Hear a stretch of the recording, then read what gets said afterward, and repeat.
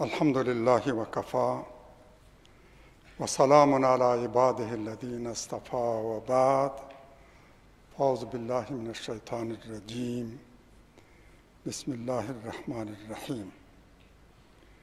اقرأ باسم ربك الذي خلق خلق الإنسان من علق اقرأ وربك الأكرم الذي علم بالقلم علم الإنسان ما لم يعلم. صدق الله العظیم. ورونو خویندو، په دې ورځو کې افغانان له یوې بلې ستونزې او لانجې سره مخامخ شي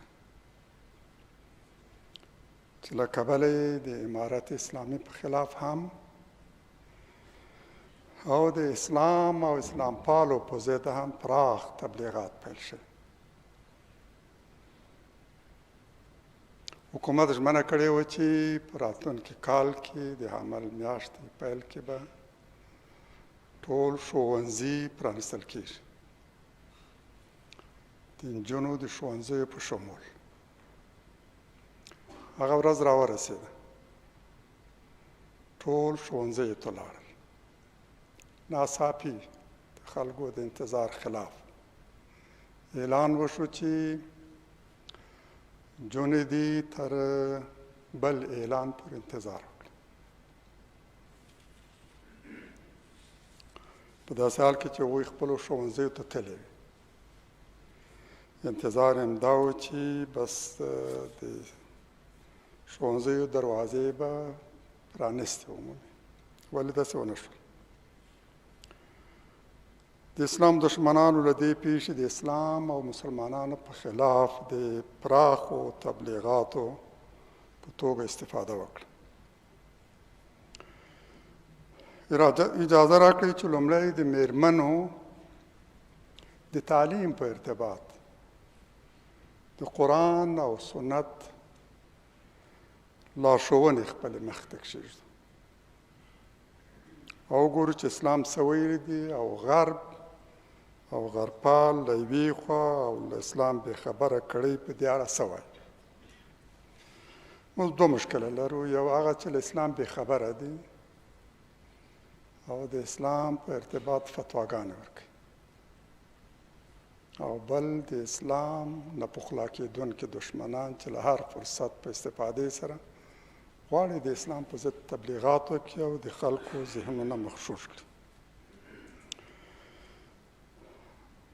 د اکثرو مفسرینو او محققینو په اتفاق دا 15 آیتونه چې ما د خطبې په پیل کې تلاوت کړل، دا په پیغمبر علیه السلام د حرا سمڅې کې لومړي نازل شوي آیتونه دي. په همدې سره په پیغمبر علیه السلام د وحی لړۍ پیل شوې.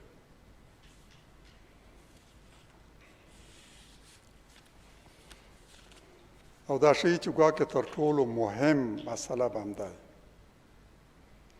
چې په پیغمبر باندې وحی له همدې ځای پیل کېږي. راشئ لومړی د دې مبارکو آیتونو ترجمه وګورو. الله تعالی فرمایي ووایه ولوله د خپل رب په نامه. پیغمبر علیه السلام ته او د ده له لارې ټولو مؤمنانو ته هم دا ویل شوي، یعنی د الله تعالی لومړی لارښوونه پیغمبر علیه السلام ته او د ده له لارې مؤمنانو ته څه ده؟ د خپل رب په نامه ولوله، هغه چې خلقت او پیدایش ده پیل کړی. انسان یې له ځوړند پیدا کړی، له ځوړندو، یعنی له ځوړندو توکو یې پیدا کړی.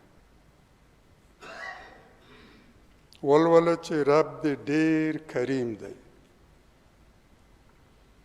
هغه چې په قلم یې پوهه ورکړه، انسان ته یې ورزده کړل هغه څه چې دی نه ورباندې پوهېده، هغه چې ده ته امکان نه و چې دی ورباندې پوه شي. له همدې لارې انسان ته د قلم په واسطه همدا هم ور زده کړه. په دې مبارکو آیتونو کې څو مهمې لارښوونې زموږ مخې ته ځلیږي. لومړی دا چې په لومړي آیت کې ګورو چې د الله تعالی له لوري وحی د اقرا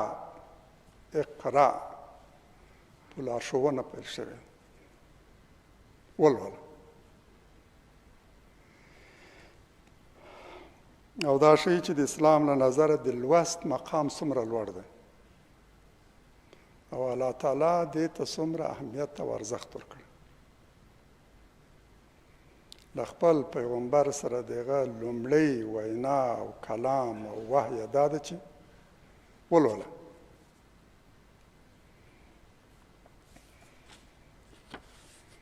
دا د الله تعالی لومړی لارښوونه ده.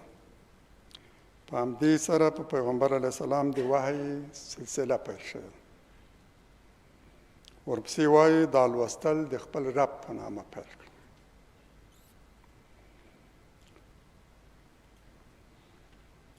یعنی چې دا لوستل دی یو مهم او سپېڅلی کار ده. دا سپېڅلی کار د خپل رب په نامه پیل کړه.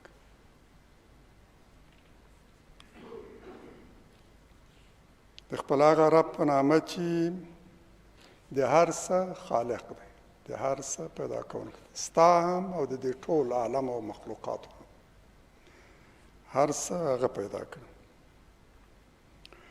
ته او دا هر څه یوازې یو پالونکی او پیدا کوونکی ذات لري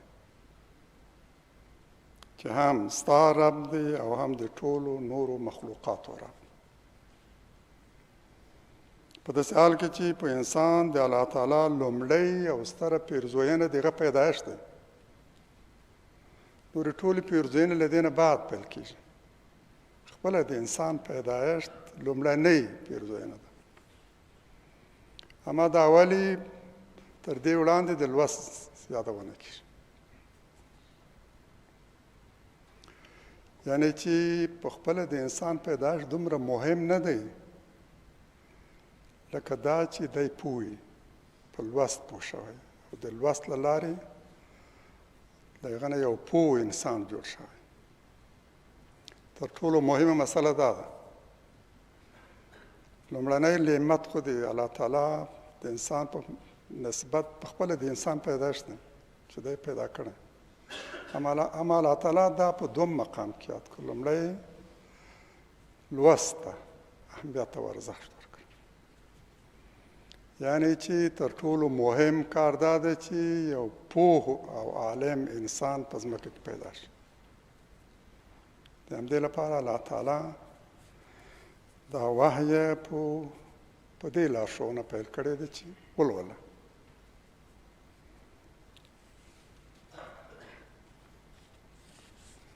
د اقرا له امر دا معلومیږي چې د وحی فرشتې حتما پیغمبر علیه السلام ته څه په لیکلې بڼه کې مخامخ شي. نو ځکه یې ورته ویلي چې ولوله. او ځکه پیغمبر علیه السلام 3 ځله دې فرشتې ته ویلي چې زه په لوست نه پوهېږم. که خبره داسې نه وای نو هغه ته به یې ویلي چې ولوله، ده به ویلي چې څه ولوله راته ووایه. او بیا به همدا آیاتونه ویل شوي وو او ده به هم تکرار کړي او زده کړي دي. اما دا چې پیغمبر علیه السلام فرمایي زه په لوست نه پوهېږم، یعنې حتما یو پاڼه یو څه د هغه مخې ته نیول شوی دی چې په هغې کې همدغه آیاتونه لیکل شوي وو او ده ځواب ورکړی دی چې زه په لوست نه پوهېږم.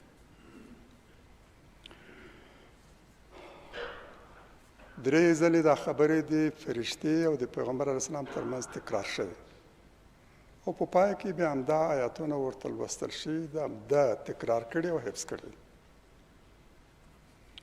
په دوم آیت کې ویل شوي انسان له علق پیدا کړ.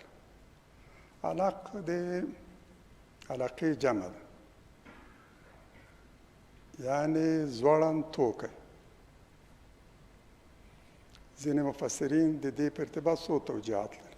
لومړی توجیه دا چې ولې دلته د علق یادونه شوه. په داسې حال کې چې په قرآن کې ویل شوي دي چې الله تعالی ټول ژوي له اوبو پیدا کړي. د انسان په ارتباط یې ویلي چې هغه یې له خاورې پیدا کړي. بیا فرمایي چې هغه یې له نطفې پیدا کړي، او دلته وایي چې هغه یې له علق پیدا کړي. ځینې وایي چې وجه یې دا ده چې د دې دوم آیات په پای کې هم باید داسې لفظ راغلی وای چې ادبي پلوه چې له خلق سره ورته وي. الذي خلق الانسان من علق، چې فواصل سره ورته شي. بله توجیه دا ده چې او دا د قرآن ډېره ستره معجزه، علمي اعجاز. نن ساینس ته او علم ته دا معلومه شوې چې د انسان نطفه په لومړیو کې داسې چې د رحم له جدار سره شنتي ځوړند.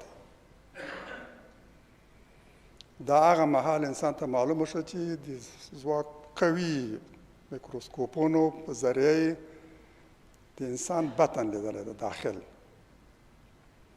او ورته معلومه شوې ده چې د انسان لومړنۍ نطفه په ابتدایي ورځو کې داسې چې رحم سره شنتي، رحم سره ځوړند دی. او دا یقینا چې د قرآن ستر علمي اعجاز دی. 1400 کاله وروسته انسان په دې پوه شوی دی چې هو د پیدایش په پیل کې د انسان نطفه د رحم له جدار سره ځوړند دی. او بله توجیه دا چې الله تعالی انسان دې ته متوجه کوي چې ته یو وړوکی توکی وې، په رحم پورې راځوړه، او د همدې وحی، قرائت او قلم او تعلیم او تدریس په نتیجه کې له تا نه اشرف مخلوقات جوړ، تر ټولو اشرف اکرم مخلوق درنه جوړ. هغه ابتدایي ناچیزه حالت او دا چې له هغه نه یو بشپړ انسان تر ټولو مخلوقاتو اشرف، تر فرشتو هم عالم او افضل. او دا نړۍ پیدا شوې د ده لپاره. دا ځمکه اسمانونه الله تعالی ده ته مسخر کړي. دا لوړ مقام او هغه ابتدایي د ضعف حالت، دا دواړه یو د بل څنګ کې ایښي دي چې د الله تعالی د سترې پیرزوینې ته هغه متوجه شي.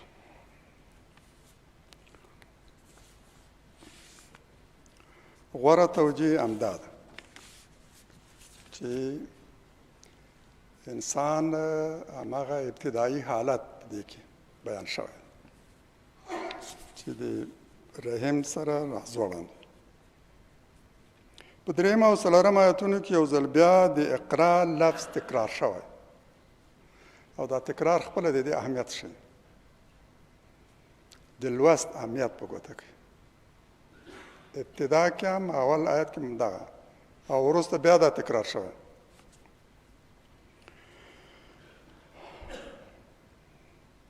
ولوله چې ستا رب ډېر کریم دی، تر هر چا زیات کریم او مهربان، د پیرزوینو خاوند.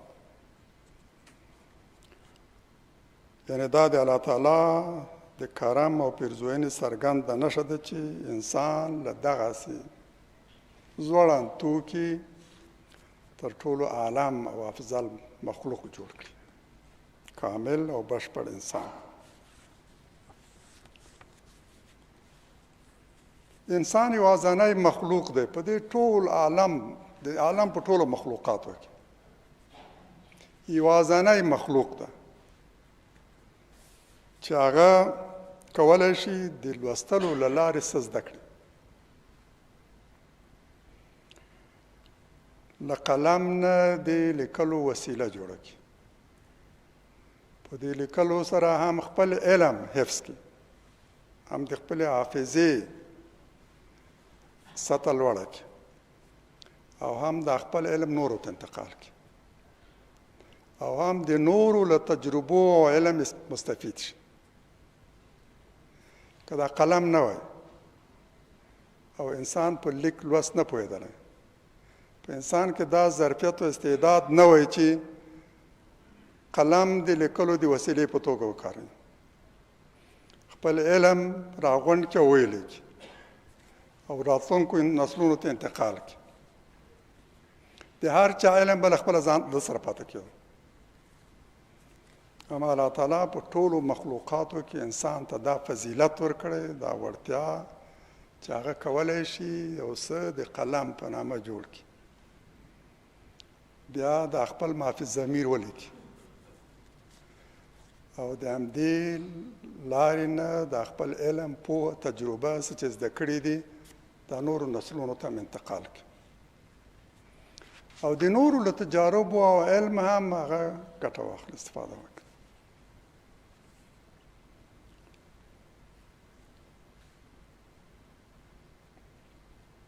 د دې مبارکو آیتونو څو اساسي مطالب دا دي. په قرائت، علم او قلم سره هم انسان ته پر نورو مخلوقاتو فضیلت ورکړل شوی. په قرائت له قلم نه په استفادې او لیک لوست سره الله تعالی نه یوازې په ټولو نورو مخلوقاتو دته فضیلت ورکړی، بلکې په خپل انسانانو کې هم یو ته په بل باندې په همدې فضیلت ورکړی.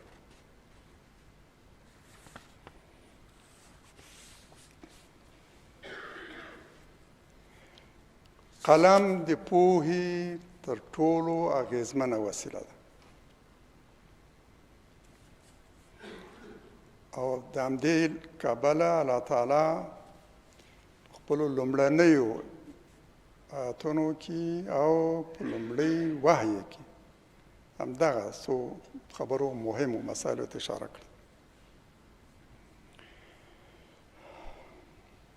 لکه څنګه چې دلته علم بالقلم راغلی، علم بالقلم معنی دا نه دی چې الله تعالی انسان ته لاس نیولی دی او قلم یې په لاس کې ورکړی دی، بیا هغه ته د قلم نه استفادې څرنګوالی ورښودلی. نه، په هغه کې دا استعداد شي، په هغه کې دا ظرفیت شي، دا وړتیا یې ور په برخه کړې ده چې کولی شي قلم جوړ کړي، بیا له قلم نه د لیکلو وسیله جوړه کړي او په قلم سره هغه ته څه وښیي.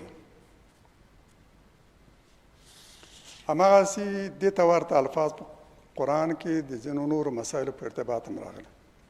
وعلمه البیان، الله تعالی انسان ته د بیان وړتیا ورکړي.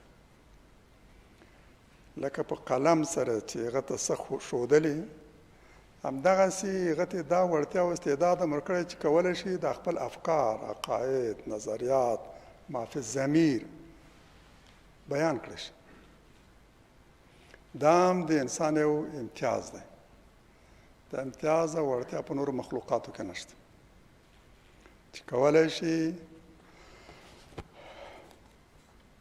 د اشیاو لپاره نومونه وضع کړي او همدا د دې سبب شي چې هغه خپل ټول علوم د نومونو په مجموعه کې راغونډ کړي. د انسان ټول علم مجموعه د نومونو ده او دا د نومونو وضع کولو استعداد هم الله تعالی انسان ته ورکړی او څومره دا کار موږ ته اسانه کړی. د نومونو په مرسته موږ کولی سو د هر شي په ارتباط د هغه په غیاب کې خبر وکړو او بل ته معرفي کړو. که داسې نه وای نو موږ چې کله د یو شي په ارتباط خبره کولی هغه هم باید حاضر کړی وای، د یو چا مخې ته مې شو چې دا دلته به څوک د موټر په خبره نه پوهېدو مګر دا چې موټر یې مخې ته ودرېد. اما نن زموږ او ستاسو ترمنځ ټولو کې دا منل شوې خبره ده چې موټر څه ته وایي، بایسکل څه ته وایي، کمپیوټر څه ته وایي، لمر څه ته وایي، سپوږمۍ او اسمان څه ته وایي. موږ د ټولو اشیاو لپاره نومونه وضع کړي او د انسان علم په اصل کې مجموعه ده د نومونو. الله تعالی هغه ته هم دا استعداد و ظرفیت ورکړي. وعلم آدم الاسماء كلها، آدم ته د ټولو شیانو نومونه ورښودل.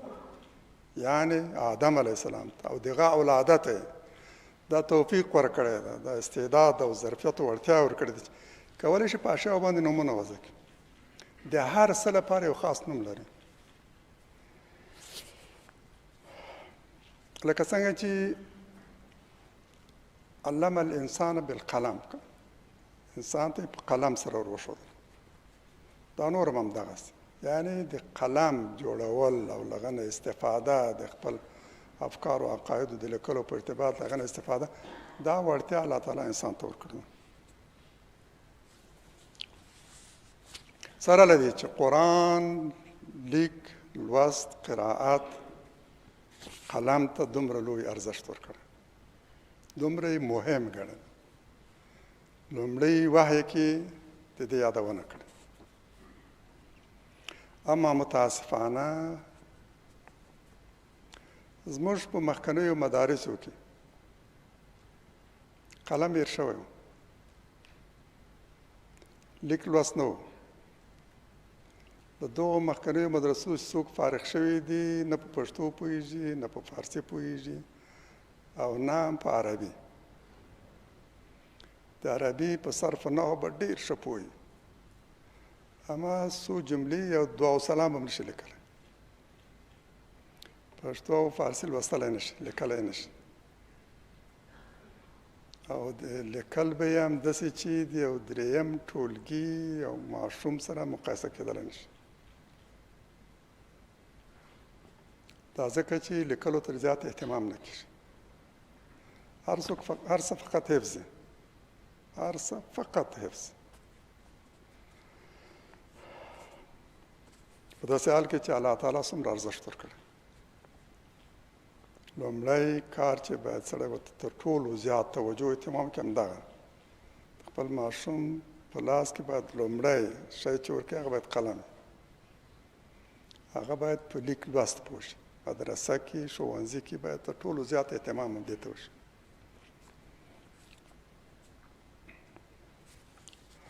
دا مبارک آیتونه دا هم ښیي چې انسان چې په څه پوهېږي دا فقط د الله تعالی یو پیرزوینه ده. په همغه څه پوهېږي چې الله تعالی غوښتي ده. د معرفت هره دروازه چې ستا په مخ پرانیستل کېږي دا فقط د الله تعالی یو پیرزوینه ده. د هغه له لورې دا توفیق درکړی شوی دی چې ته په اسرارو پوه شي، حقایق درته څرګند شي. په اصل کې انسان بې علمه دی، حافظه یې تشه وي، د حافظې صفحه یې خالي، ورو ورو هغه زده کړه کوي. ټول علم او پوهې اکتسابي ده، د تجربو له مخې، له بل نه د اورېدو له مخې، له استاد نه د زده کړې له لارې هغه خپل علم او سطح یې زیاتوي. دا قلم دی او لیکنه او لیک لوست دی چې له هغه سره مرسته کوي چې پوه شي. په سر کې هم هغه حافظه خالي تشی ورو ورو ډکېږي او په پای کې هم حافظه له کاره ولوېږي. څه چې له مخکې زده کړي وو هغه هم ترې هېر شي. زړښت داسې یوه مرحله راځي په انسان باندې چې ټول مخکې زده کړي شیان ترې هېر شي. قرآن دې ته اشاره کوي. باید دې ته متوجه وو چې دا د اقرا لارښوونه چې لومړی وحی ورباندې پیل شوی او د الله تعالی له لورې لومړی لارښوونه ده، دا هم پیغمبر علیه السلام ته متوجه ده او هم د پیغمبر علیه السلام له لارې ټولو مؤمنو نارینه او ښځینه مسلمانانو ته ټول اتفاق، یعنی چې دا هم مؤمنو نارینه‌و ته متوجه ده او هم مؤمنو ښځینه‌و ته، ټولو ته ویلي چې اقرا. پیغمبر علیه السلام په دې کې شامل ده او ټول مؤمنان هم په دې کې شامل دي. کله چې موږ په قرآن کې د مؤمنون یا مؤمنین صیغه اورو په دې کې ټول شامل ده. کله چې په قرآن کې دال ولو الذین آمنو په دې الذین آمنو کې هم نر شامل دی هم ښځه. په د قرآن په لارښوونو کې هدایاتو کې اوامرو کې دواړه نر او ښځه شامل دي. دا د قرآن ټول مخاطبینو ته متوجه دي. هر څوک چې د قرآن مخاطب وي نو دا لارښوونه هغه ته متوجه ده.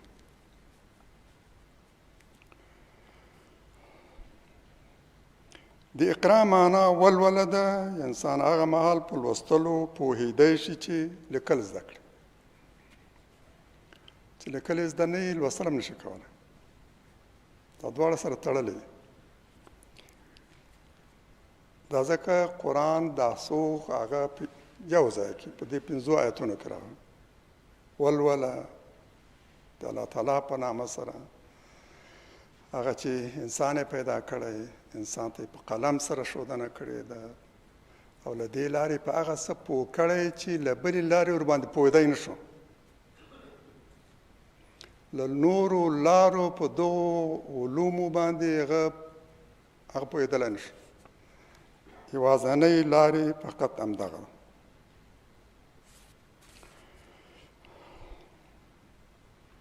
متاسفانه د دې ټولو صراحتونو وضاحتونو سره د قرآن له وضاحتونو سره ځینې داسې فکر کوي او ګمان کوي چې ګواکې ښځې له دې نه مستثنا دي، او حتی ځینې داسې هم دي چې وایي ګواکې پیغمبر علیه السلام فرمایلی دي چې میرمنو ته لیکل مه ور زده کوئ. یو جعلي روایت موضوعي چې ټول محققین په دې متفق دي چې دا هغه څه دي چې پیغمبر علیه السلام نه دی ویلي، او په قرآن کې هم د دې شایبه نه مومو. اشارتاً هم په ټول قرآن کې داسې څه نه مومو چې دا ترې راوایستل شي چې د اسلام میرمنې د لیک لوست نه منع کړي. یو جعلي روایت داسې دی چې ګواکې پیغمبر علیه السلام فرمایي دي خپلې میرمنې په غرفو کې هم ځای په ځای کوي، کوټو کې، پرېږدي چې په غږدیو خیمو کې او لیکله مور شي.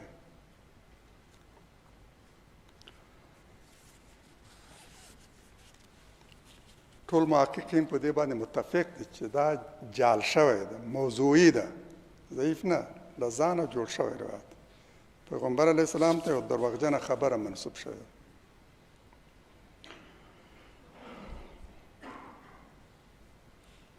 ځینې له دین د بېخبرۍ له کبله د دیني احکامو په اړه داسې څه وایي او فتواګانې ورکوي چې په داسې فتواګانو انسان له دین وځي، د دین له دایرې وځي. پیغمبر علیه السلام ته دروغ خبره منسوبول انسان له دینه باسي، او دا دروغ خبره کولو منلو بیا بل ته رسول همداسې یو لویه ګناه ده. داسې څوک د خپل ځای په دوزخ کې ولټوي.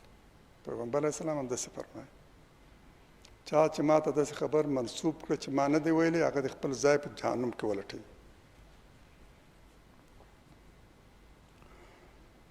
ځینې د همدې بېخبرۍ په له کبله داسې فتواګانې ورکوي او وایي چې صحیح ده د میرمنو مخ او لاسونه په سطر کې شامل نه دي.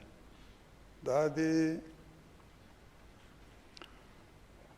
ابو حنیفه رحمه الله رای ده، احناف په همدې رای ده.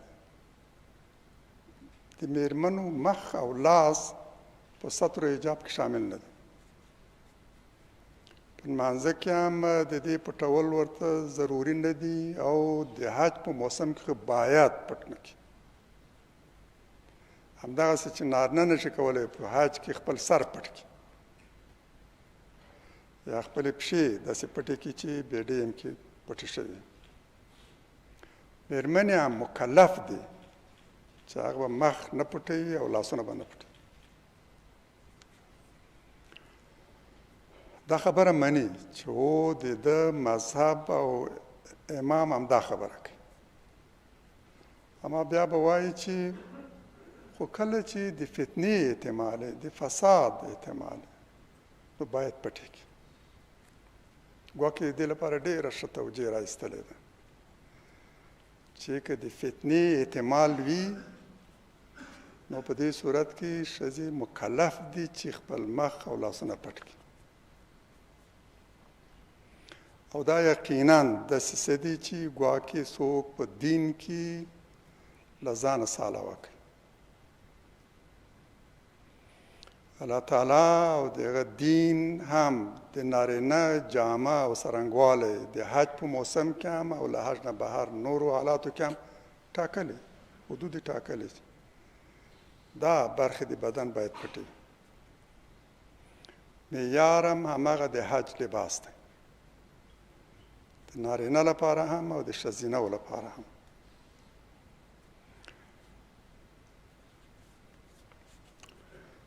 دا چې څوک یو څه اضافه کوي دا داسې دي لکه اوس چې څوک وایي د فساد دور ده، د فتنو دور ده،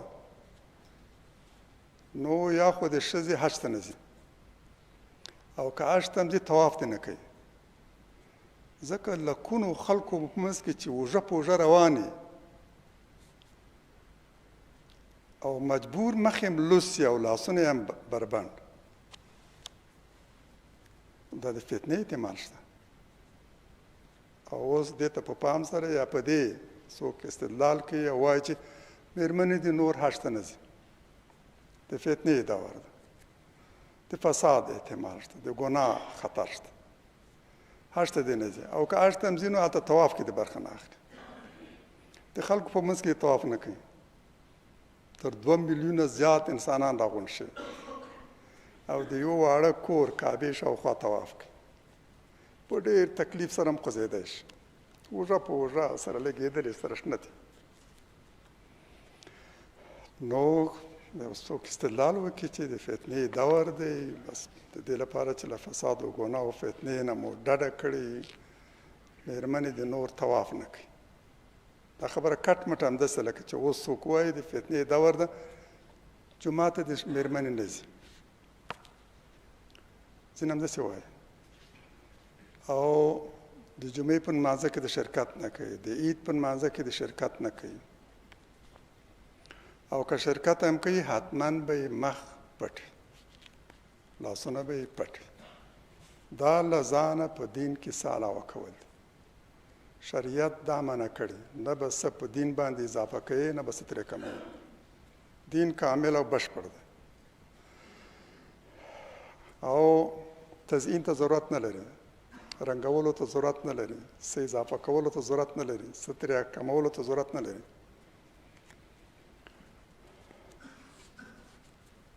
اسلام موږ ته وایي چې هېڅوک حق نه لري هغه څه حلال کړي چې خدای حرام کړي، یا هغه څه حرام کړي چې الله تعالی حلال کړي.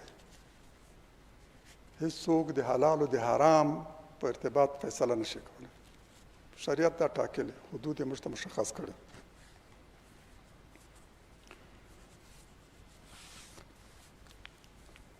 که څوک د حج په ارتباط دا خبره نشي کولی او په ټولو مسلمانانو کې هېڅوک هم ورسره نه مني چې مېرمنې له دې وروسته حج ته نشي تللی، او له طواف په دې دلیل ډډه کوي چې د فتنې احتمال شته.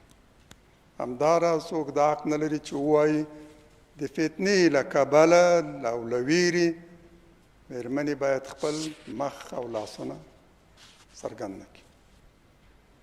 که دا د فتنې باعث وي نو الله تعالی په خپله ویلي چې مخ پټ کړي، لاسونه مو باید پټ وي په څرګندو الفاظو سره. په قرآن کې به په صریح توګه چې هېڅ ابهام هم کې نه وي، په همدې صیغه راغلی نه دی راغلی. لږ تر لږه موږ په همدې باور یو، زموږ مذهب هم دا وایي چې د مېرمنو په ستر او حجاب کې لاس او مخ شامل نه دی، او تر ټولو دقیقه رایه د قرآن مطابق او د پیغمبر اسلام د صحیح احادیثو مطابق رایه هم دا ده. روایاتو کې راغلی د قیامت په ورځ به یو حاکم د الله تعالی په وړاندې ودرولی شي او د حاکم به د حد په اجرا کولو کې یو دوره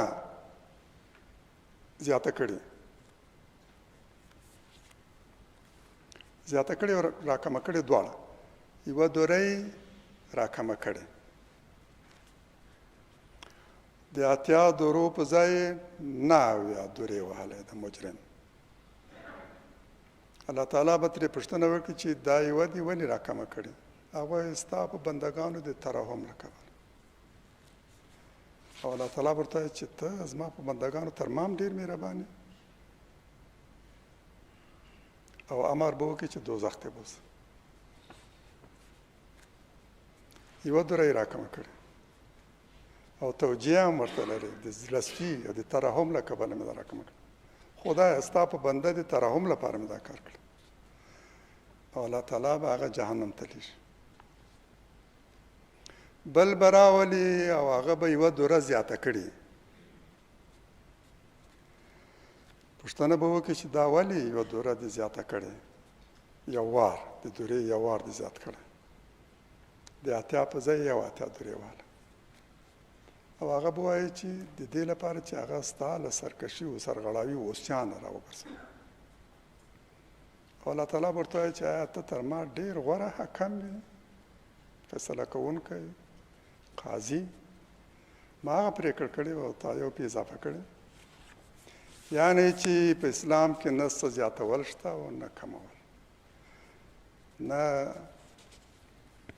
د ترحم په نامه او نه د غیرت په نامه او نه دا چې ګواکې غواړي خپل اخلاص او صداقت دین په نسبت نورو ته وښي کمول نشته زیاتول نشته څه چې خدای حلال کړي همدا حلال دی او څه چې الله تعالی حرام کړي همدا حرام دی ځینې دا هم وایي چې اوس که مېرمنې جومات ته ځي د جمعې لمانځه کې شرکت کوي د اختر لمانځه کې شرکت کوي ښوونځي ته ځي مدرسې ته ځي خطبو موضوع ته غوږ نیسي د فساد او د فتنې دور ده ښه دا ده چې له دې نه ډډه وکړي دا خبره هم په داسې حال کوي چې پوهېږي پیغمبر علیه السلام په دوران کې له کومې ورځې چې هغه مدینې منورې ته راغلی او د ده په لاس جومات جوړ شوی بیا تر هغه ورځې چې پیغمبر علیه السلام رحلت کړی په دغو 14 کلونو کې له پیل تر پای مېرمنې جومات ته راتلې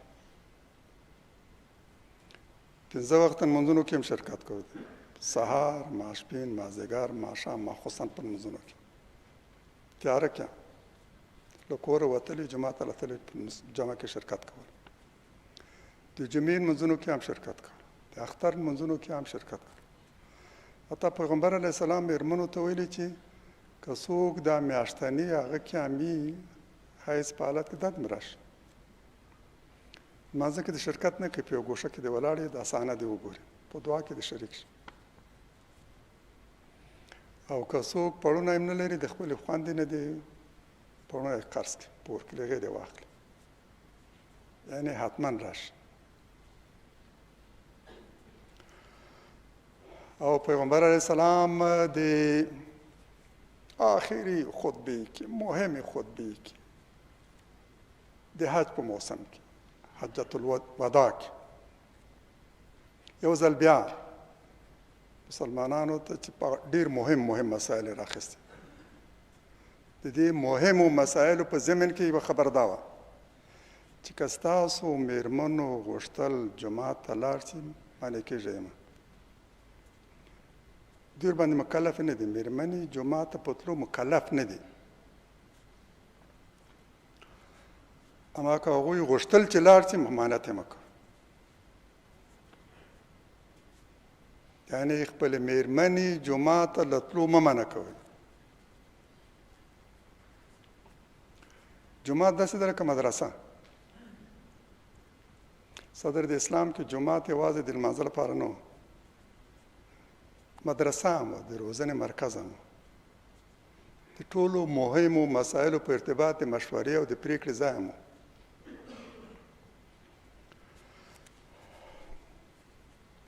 مګر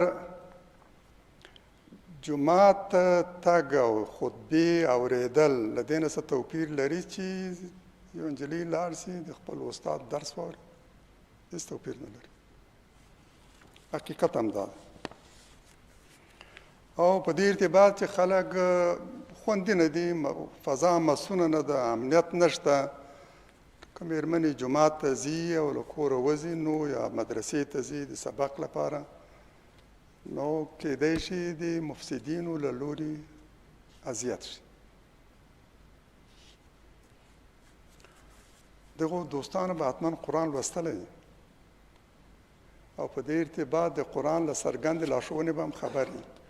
تعجب کوم چې سره له دې نه هغوی دا استدلال کوي. قرآن پیغمبر علیه السلام ته فرمایي، الله تعالی خپل پیغمبر ته فرمایي یا ایها النبی قل لأزواجك وبناتك ونساء المؤمنين يدنين عليهن من جلابيبهن ذلك أدنى أن يعرفن فلا يؤذين وكان الله غفور رحيما. ای پیغمبره، خپلو میرمنو ته، خپلو لوڼو ته، د مؤمنانو میرمنو ته ووایه چې خپل پړونی، دا لوی څادر چې میرمنې په سر کوي، دا په ځان راتاو کړي.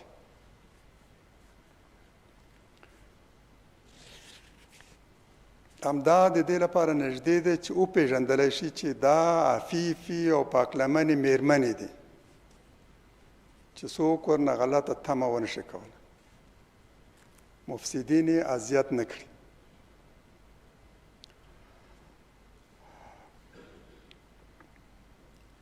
فقط همدا سپارښتنه ورته کوي. د مفسدینو، منافقینو او د مرجفینو د آزار او اذیت ته کبل هغوی ته نه دي ویل چې په کور کښېنئ. ورته ویلي دي چې لار د حل دا ده چې تاسو خپل پړوني په ځان راتاو کړئ چې مقابل لوری په دې باندې پوه شي چې له تاسو نه غلطه تمه ونه لري او پوه شي چې تاسو پاکلمنې مېرمنې یاست. چاره یې ورته ښودلې ده. لار د حل همدا ده. اما د هغو په ارتباط چې مېرمنې ځورولې، قرآن څه فرمایي؟ لئن لم ينتهي المنافقون والذين في قلوبهم مرض والمرجفون في المدينة لنغرينك بهم ثم لا يجاورونك فيها إلا قليلا ملعونين أينما ثقفوا أخذوا وقتلوا تقتيلا. د عذاب سورې 15 او 16 آیت. مخکنی هم د عذاب سورې نه 50 آیت. مخکې هغه آیت راغلی ورپسې ده. په دې کې ویل شوي چې که منافقین، که د مدینې منافقین بیمار زړي، هغه چې په زړونو کې مرض دی، او هغه چې چټي تبلیغات کوي، مرجفین، دا له دې خپلو شرارتونو لاس وانخلي. مېرمنې به یې ځورولې، جومات ته د تلو په دوران کې به لارې کې هغوی ځورولې. الله تعالی فرمایي چې که دوی دغه منافقینو، بیمار زړو، تور زړو، زړونو کې بیماري ده، او مرجفین، هغه چې غلط او ناوړه تبلیغات کوي، مېرمنې تورنوي او چټي خوشي خبرې کوي، که دوی له دې خپلو شرارتونو لاس وانخلي، نو تا به ای پیغمبره داسې ورباندې مسلط کړم چې بیا به په مدینې کې له تاسو سره نه وي مګر د لنډې مودې لپاره. زر به بیا له مدینې نه شړل کېږي. ملعونین د الله تعالی لعنت ورباندې چې چېرته موندل کېږي، نیول کېږي به او وژل کېږي. هغوی یې ګواښلي دي. د دې لپاره یې مېرمنې دې ته نه دي منع کړې چې جومات ته لاړې شي. لار دغه ده، د سنت مطابق او د قرآن د هدایاتو لارښوونو مطابق لار دا ده. که مفسدین مېرمنې ځوروي، لار دا ده چې دغه وګواښل شي، دوی تهدید شي، د دوی مخنیوی وشي. نه دا چې مېرمنو ته ویل شي په کور کښېنئ، فساد دور ده، د فتنې احتمال شته، نو جومات ته مه راځئ. همدغه حالت و پیغمبر علیه السلام په وخت کې. نږدې نیمایي د مدینې خلک یهودانو، مسلط یهودان، مارکیټ او بازار هم د هغوی په لاس کې، اکثر انصار هم د هغوی پوروړي، شریر، مسلح، مجهز، تر ټولو مجهز. وسلې هم دوی خرڅولې، د وسلو د خرڅلاو مارکیټ هم د دوی لاس کې.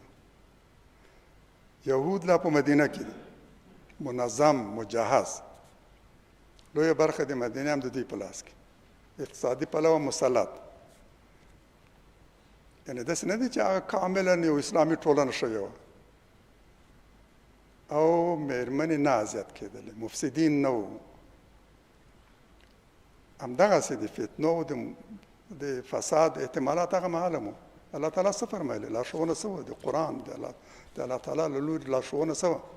مېرمنو ته وایي چې فقط پړونې په سر کړي، چې واضح پیغام مقابل لوري ته ولېږي. له تاسو نه څوک غلطه تمه ونه شي کولی. هر څوک ستاسو له دې پړونې له جامې نه پوه شي چې تاسو پاکلمنې یې، او هغه چې دا پاکلمنې مېرمنې به یې ځورولې، الله تعالی د هغوی په باب همدغسې په شدیدو الفاظو وویل چې که دوی له دې شرارت لاس وانخلي، نو تا به ورباندې مسلط کوي پیغمبره، بیا به له تا سره په دې مدینې کې نه وي، بیا به له مدینې شړل کېږي.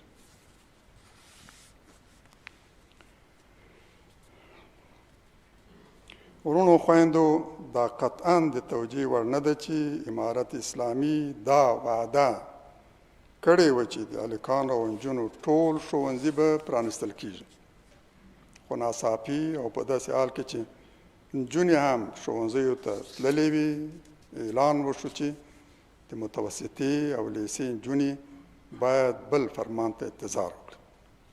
په دې اعلان سره نه یوازې هغو دښمنانو ته د پراخو پرلپسې تبلیغاتو موقع په لاس ورکړل شوه چې د مېرمنو د حقوقو دروغجن او مکار مدافعین یې له ځانه جوړ کړي. او موږ ولیدو چې هغوی په دې 20 کلونو کې افغان مېرمنو ته څه ورکړل. دوی ته دا موقع په لاس ورغله چې د اسلام او مسلمانانو په ضد تبلیغاتو کې او په دې تورن کې چې د مېرمنو حقوق تر پښو لاندې کړي، بلکې د حکومت اعتبار او حیثیت ته یې هم په داخل او هم بهر کې سخته صدمه ورسوله. یو له مهمو تبلیغاتو چې دا نن کېږي همدا ده، په داخل کې هم همدا تشویش چې د دې حکومت په وعدو باندې باور مه کوئ. دا ده یو مهمه مسله، وعده یې وکړه، ټوله دنیا ترې خبره شوه، او نن ټول دښمنان په همدې خبرې باندې ترکیز کوي چې د دې حکومت په ژمنو باندې باور نشي کېدی. په خپل عهد او په خپلو ژمنو باندې کلک ودرېدل دا د ایمان غوښتنه ده. یو له مهمو مسایلو چې اسلام ورباندې تاکید کوي هغه دا ده چې انسان په خپلې وعدې کلک پاتې شي، خپلو وعدو ژمنو باندې وفا وکړي. او پیغمبر علیه السلام دا د نفاق نښه ګڼي چې څوک په خپلو وعدو باندې ونه درېږي. ورونو خویندو، حقیقت دا دی چې که مېرمنې له دین بې خبره او بې علمه پاته شي، نو زموږ راتلونکی نسل به له دین بې خبره. د هر انسان لومړی استاد د مور ده، او د هغه د افکارو، عقایدو، د اخلاق بنسټ هماغه مهال ایښودل کېږي چې د مور په غېږ کې دی. ډېره برخه د خپل اخلاق، اطوار، افکارو د مور له غېږه زده کوي. هغه چې ډېر ثابت پاته کېږي، د عمر تر پایه پورې پاته کېږي، همدغسې دی چې له مور یې زده کوي. د انسان شخصیت هم د مور په غېږ کې جوړېږي. قهرمان مور قهرمان زامن روزي، قهرمان اولاد روزي.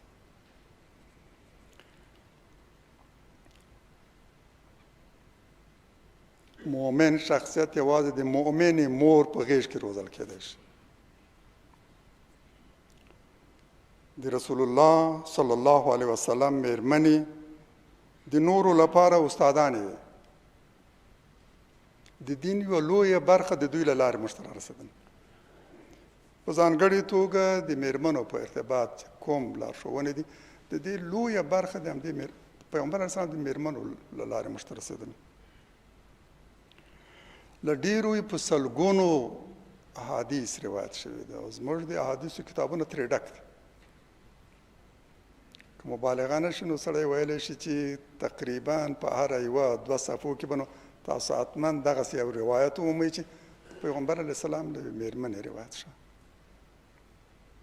عایشه رضی الله عنها مخصوصا تر ټولو ستره مفسره وه، د نارینهو په شمول. د نارینهو لپاره هم هغه په قرآن او تفسیر کې استاد و. د عبدالله ابن عمر او عبدالله ابن عباس رضی الله عنهما په څېر ستر صحابه هم راغلي له دې څه زده کړي دي او دې د هغوی اشتباهات تصحیح کړي دي. د قرآن د دې آیات په تفسیر کې تا اشتباه کړې ده، حقیقت دا دی او هغه هم منلي او علما له دې خبر دي. یعنې هغه دومره لوی شخصیت، یو مېرمن، هغه مفتي وه. په ډېرو قضایاو کې صحابه و هم نارینه و ښځینه و هغو ته مراجعه کوله او له هغو نه اخري فتوا غوښتله.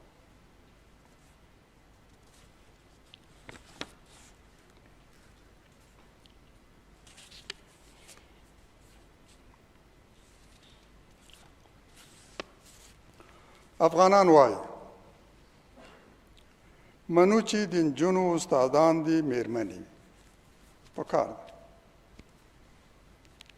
دا د ټولو افغانانو غوښتنه ده. منو چې صنفونه دي بیل بیل باید د مختلط تدریسي نظام باید ځای هغسې نظام ونیسي چې دواړه بیل بیل، د نجونو صنفونه بیل او د هلکانو بیل. منو چې د دوی لپاره باید خوندي فضا رامنځته شي، مسون چې په امن سره، په ډاډ او اطمینان سره، پرته له دې چې څوک یې آزار او اذیت کړی شي، فضا باید داسې جوړه شي چې هغه په ټول ډاډ او اطمینان سره تر ښوونځي پورې هم لاړه شي، تر جومات پورې هم لاړه شي، په غونډو کې هم برخه واخیستلی شي. اما دا باید یو بهانه او پلمه نه شي چې اوس ظروف او شرایط مساعد نه نو په کور کې شي. نه، ستا مسؤلیت همدغه ده چې دا فضا جوړه کړه، د امن فضا رامنځته کړه. د هغوی لپاره خوندي فضا او مسونه فضا باید جوړه کړي. دا ستا مسؤلیت ده چې هېڅوک ونه شي توانېدلی هغوی اذیت کړي. که څوک احیانا داسې کوم کار د خپلې سلیقې له مخه کوي چې مېرمنې دې جومات ته نه ځي یا دې ښوونځي ته نه ځي، خو نه د شریعت په نامه، دا دې ووایي چې شریعت همدا وایي چې مېرمنې ښوونځي ته تلی شي، مېرمنې جومات ته تلی شي، هماغسې لکه چې حج ته تلی شي.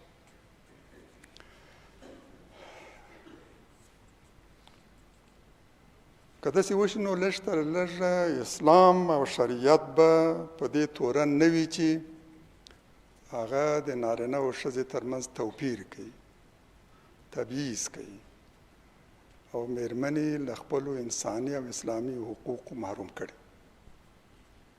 علالاقل اسلام به خوندي پاتې شي، اسلام به څوک نه بدناموي، د اسلام په ضد به تبلیغات نه کېږي. شخصي سلیقه ده، د خپل شخصي سلیقې له مخې دا کار کړم.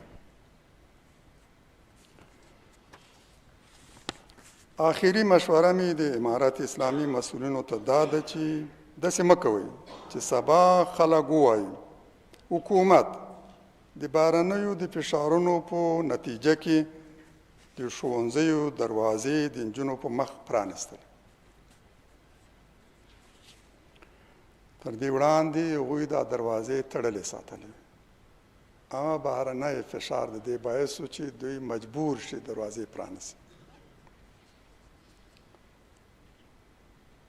او افغان نجونې هم داسې وانګیري چې خپلو وطنوالو د اسلام تر نامه لاندې له خپل انساني او اسلامي حق محروم کړو، خو غربیان زموږ د انساني حقوقو مدافعین شول او حکومت مجبور کړ د ښوونځیو تړلې دروازې پرانیسي.